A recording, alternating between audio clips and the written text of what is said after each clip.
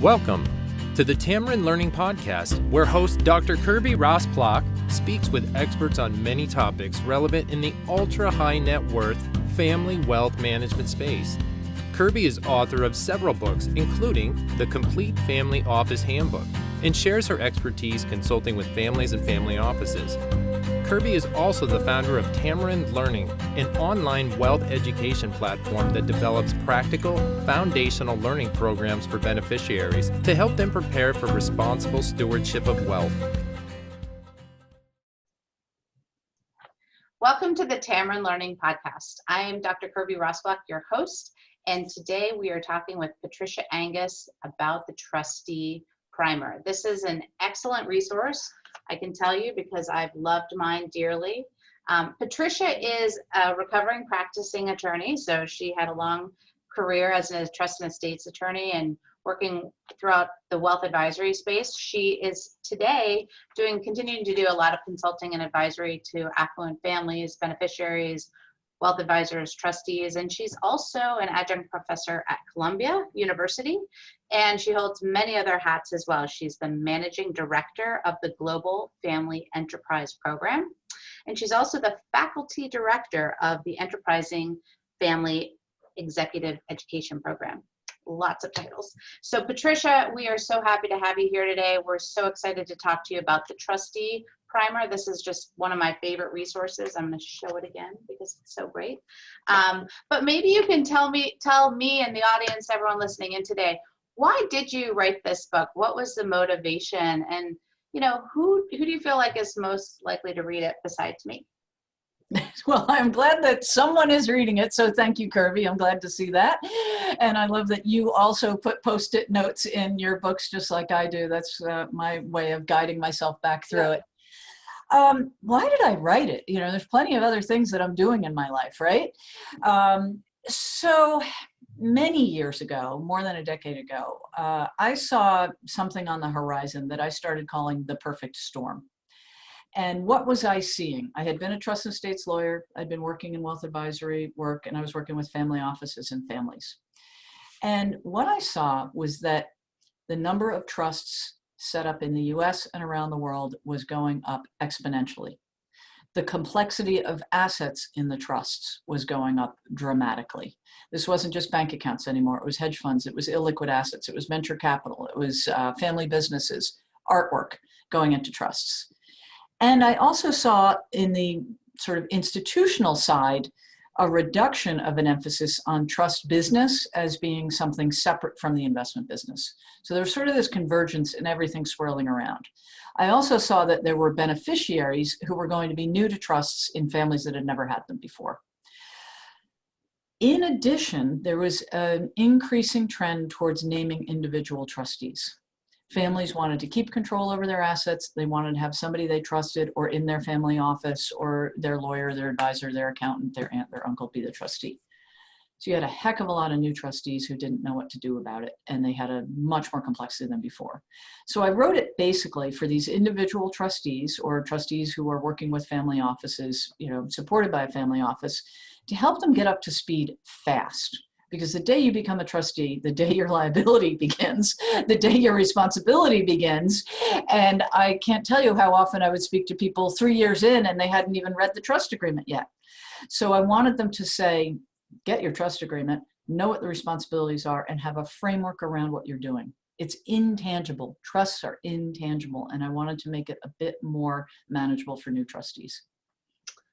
Well, especially if you're not cut right from the trust and estate planning cloth, or maybe you're not reading legal documents on a regular basis. I mean, being put into that role can probably be just as overwhelming as being born into or becoming a beneficiary and not really necessarily knowing your relationship.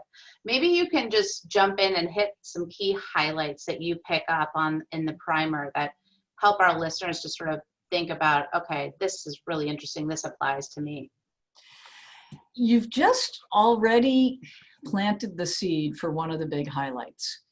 even if you are a trust and estates lawyer, even if you spent all your time in law school reading every document known to humankind, and you may even have an LLM in tax, which is the master's for those nerds who want to go beyond law school to learn even more about it. Trusts have such a heavy emotional component to them. It's not the kind of stuff you learn in law school, just to put it out there. And not every lawyer, not every trust lawyer understands how to work with beneficiaries. So one of the highlights in the book is how to think about the relationship aspect of it. How to think about, who am I as a trustee? What am I good at? Who is this beneficiary whose life I am here to support? Okay, I am not here just to write a check, and I'm not here just to be the gatekeeper from some funds that were set up generations ago. What is the relationship I'm setting up with this person so I can mentor them, I can support them, and I can enhance their life experience? That's a highlight in it, and I asked some questions of the trustees for themselves and also in connection with the beneficiary in it. That's number one. Another highlight is the big picture, okay? You can get lost in a trust document. What do you really need to know about being a trustee? There are three fundamental roles. One is administration, okay? There are plenty of people who become trustees who don't have very organized files, let's just be honest. But you got to change all the title, and you have to keep track of it, and you have to create accountings, and you have to make sure that you can be accountable for what you've done. Thinking about administration, if you're responsible for that. Thinking about investments, okay? Thanks to what's called the prudent investor rule, you don't have to pick every stock. You don't have to figure out what the best investment is in the world, but you have to oversee the whole portfolio. You have to monitor whoever you've hired from the outside, and then you have to make sure you've done that in a professional way without violating any of the duties of care and loyalty and all of that. And then the third is distribution, okay? So if you are a traditional trustee who still has all three roles, and granted, there are probably many people who are listening to this podcast or watching this podcast who may have a trust that has divided the roles, but you can't get rid of the roles. No matter whether you have one trustee or three trustees or whatever, there's a role of distribution, and distribution is quite complicated, whether it's, sort of making an annual payment of income or deciding every now and then to distribute out. Well, I'm so thankful that you just gave us the cliff notes of already a cliff noted awesome summary, because I think that's really going to key us in as listeners, and when we read your book. Obviously, I've read it a million times, but I love that you boil it down and make it super succinct. And I just want to also emphasize that you actually share about the role of the trustee in a way that maybe not all trustees think about. I mean, I appreciate that you put a huge emphasis about that human component, about actually connecting. I mean, how many trustees have I experienced personally in my life where I don't even know the face of the corporate trustee, right? Or I don't even know, there's so many examples. So I really like that you humanize the role of the trustee and you make an emphasis about the relationship, because I can't stress that enough. I think that's so much of the success of a beneficiary is really in the hands of the trustee. How active, how much they know their beneficiary, how involved they are with the oversight of the trust. So I'm glad that you created this resource, because it reiterates so many important fundamental things that just don't get talked about, to be honest, in our space. So thank you. To this point about the trustee though, let's talk a little bit about some of the challenges, because I think there's some real critical challenges that trustees face, and maybe we aren't always so open and honest about how challenging this role can really be. Can you give us your insights on the challenges? Yeah, Kirby, it's hard to say no when somebody asks you to be a trustee. It is something that feels like such an honor. I mean, if you asked me to be trustee of your children, I would think really seriously about that, because you are entrusting their welfare in somebody, whether we were sisters or I were your lawyer or whatever. So thinking long and hard about that role that you're going to take on, I think is one of the greatest challenges, is really to think about, can you live this role in a way that you are looking out for the best interest of another person at all times. It's almost beyond being a parent. So that's one thing, is this a role you want to take on? Secondly, one of the challenges that I see is if a trust gives the trustee discretion over distributions. And this is a trend that has been going on. When I talked about the perfect storm, part of the perfect storm is that trusts 25, 30 years ago, when I was writing them and when we were all writing them, it would very often say 1/3 goes out at 25, 1/2 goes at 30, and everything goes at 35. And it was pretty easy. The trustee would sort of coast along to 25, and then they'd write a distribution check, and then they 30, they write a distribution check. Today, very often, trusts will say distributions can be made to the beneficiary in the trustee's sole discretion, or can be made for health, education, maintenance, and support, or for education, whatever.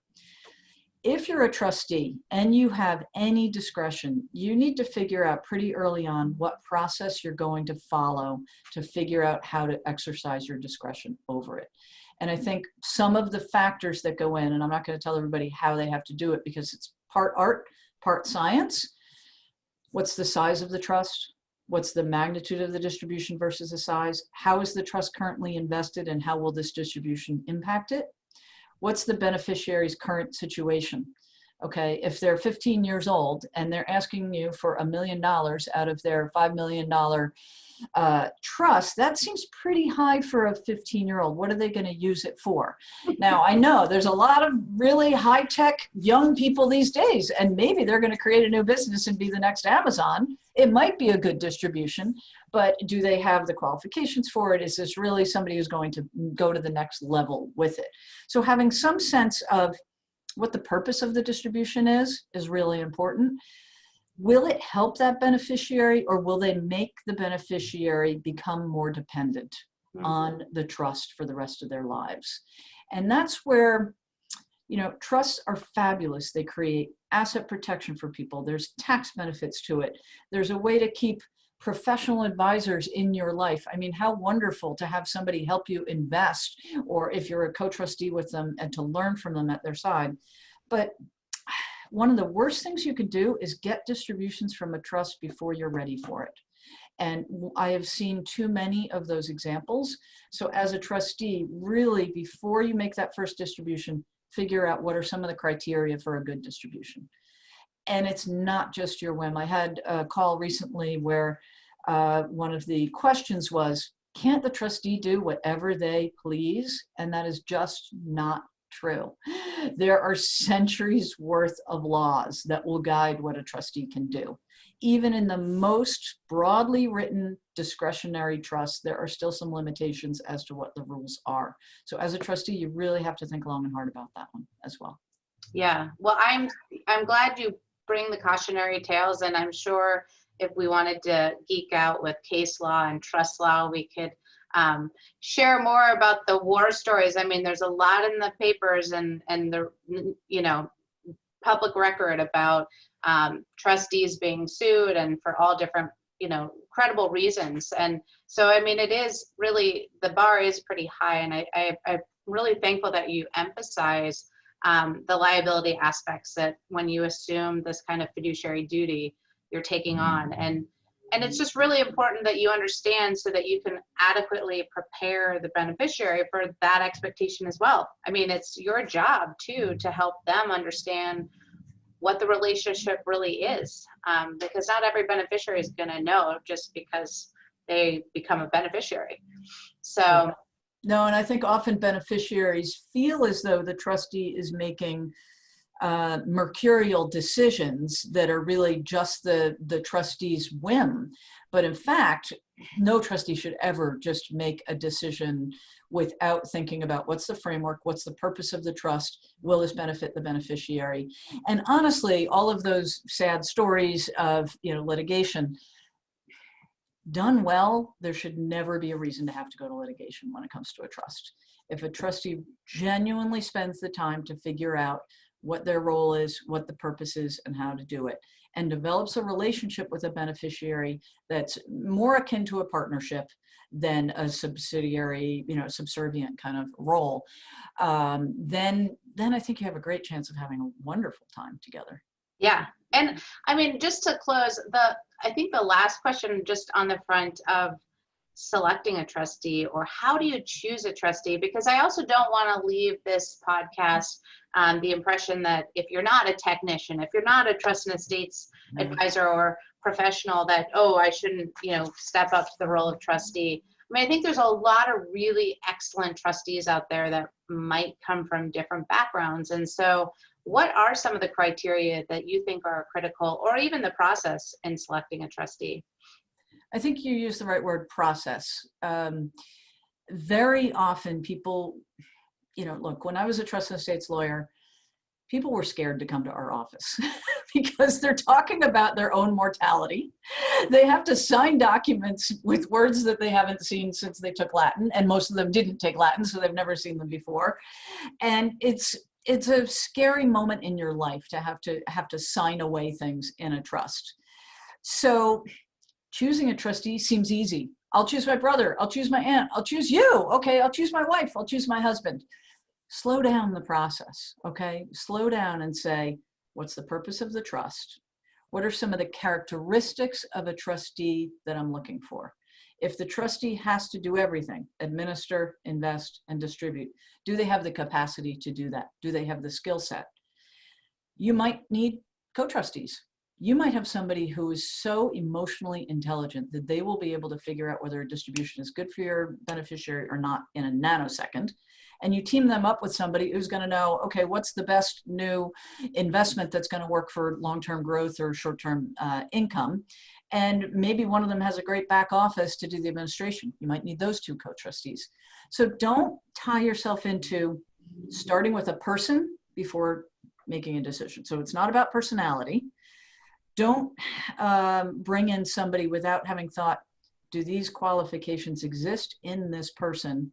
And is it the right role for them in this environment? Mm-hmm. So it may be that they're too close to the beneficiary. Mm-hmm. They just might be emotionally too close. And that's okay. They might be excellent investors. Either you just have them on the investment side, but you don't have them on the distribution side. They may be wonderfully intuitive, but really don't understand the investment world. They may be fabulous on a distribution committee, but maybe not necessarily being in charge of investing. So thinking about the characteristics and the role before the person, as opposed to, oh my God, I have to sign this document. And, what's your middle name? Calling up somebody as you're in the lawyer's office. That's not a good way to do it. So, yeah. And finding somebody who wants to rise to this occasion. It is such an honor to be asked to be a trustee that I think it's having somebody who wants to do it. I think that's so important too. But I love that you talk about process over just picking a name or a person, and really thinking about the context. I think that those are brilliant insights also about the environment that you're asking them to step up in. And just their existing, if they have a pre-existing relationship with the beneficiary, what does that look like? And would that serve or maybe be a disservice if they now step into that fiduciary hat? So for any new trustees in the universe or any old trustees, again, I highly encourage Patricia Angus's book, The Trustee Primer. You can tell by my bent pages and my earmarked pages that I've used it and I approve it and I love it, and I think it's very, very valuable. So I am very thankful to have you here today, Patricia. You are a luminary.